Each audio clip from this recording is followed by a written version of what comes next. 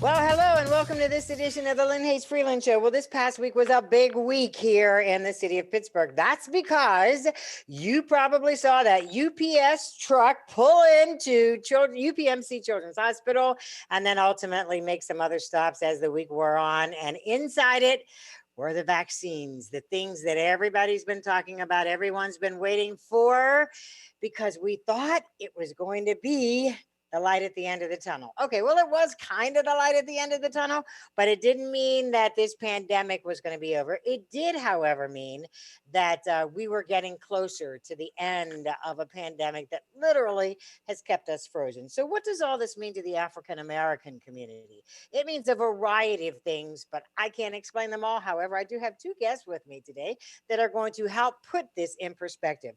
They are members of the Black Equity Coalition, but they've both got very, very long titles in between.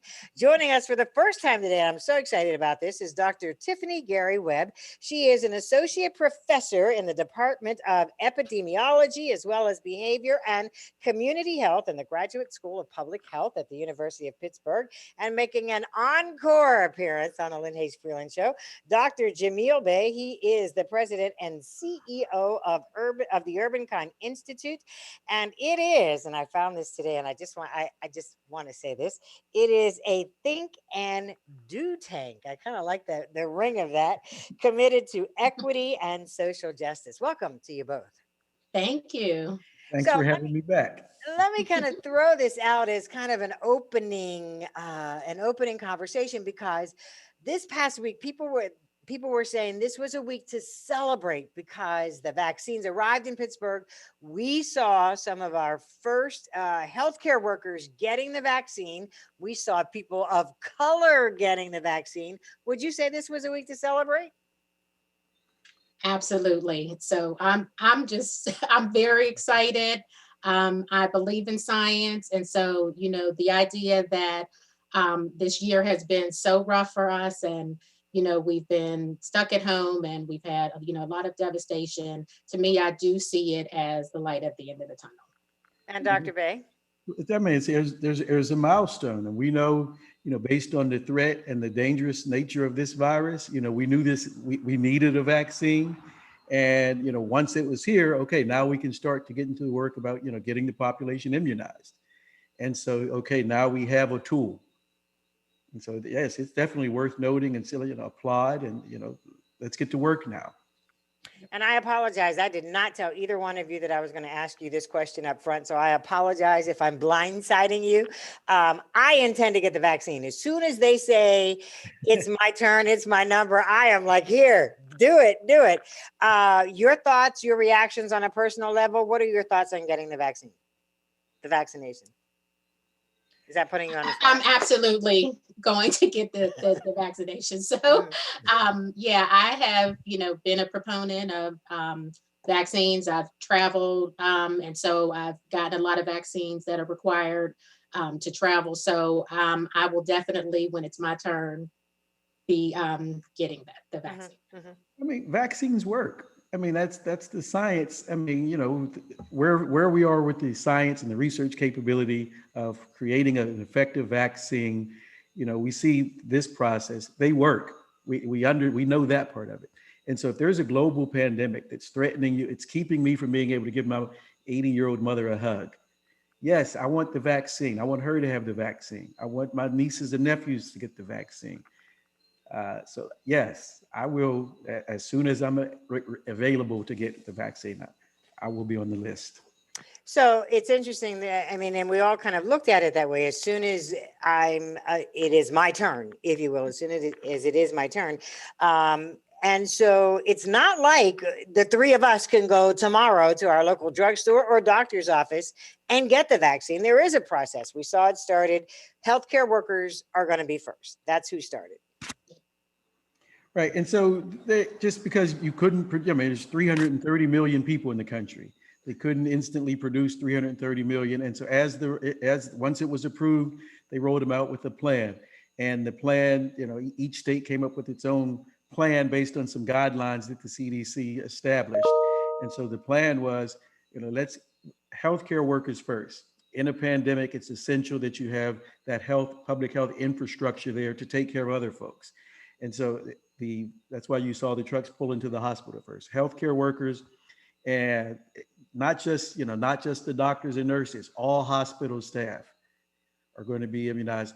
Folks at the federally qualified health centers, folks at nursing homes and long-term care facilities. That's phase one.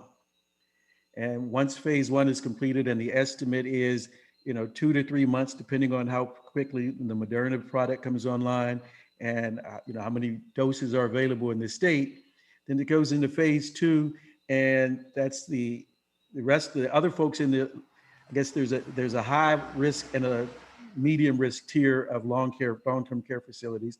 Those facilities are then widely available. And at that stage, it's those folks and folks who are what they call COVID-facing careers.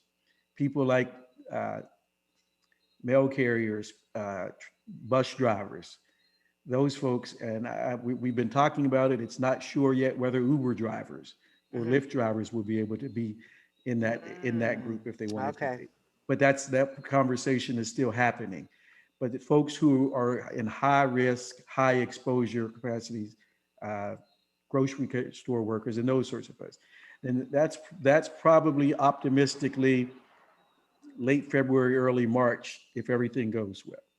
And then by the early summer, the hope is that phase three will be the vaccine is generally available for you to ask your doctor, go to a pharmacy, and ask to be vaccinated, and you'll be vaccinated. And so that's the optimistic timeline that Tiffany told me to let's stick to that one.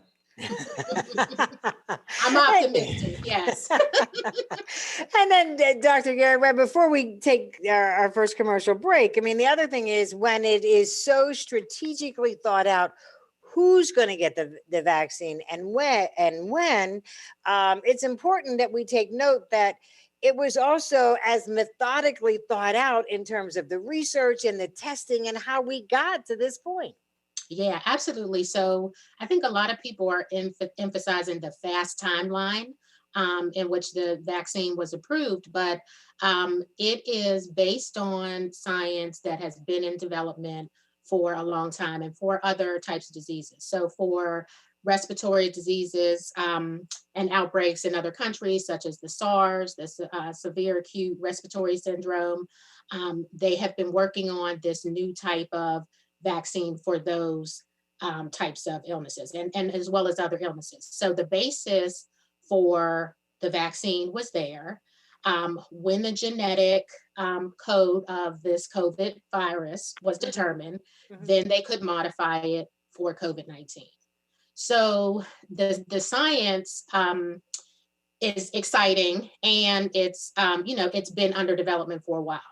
Also, what is still very rigorous in this process is the process of the clinical trials and testing. So there's several phases that you have to go through to test, a vaccine or test a lot of different medicines.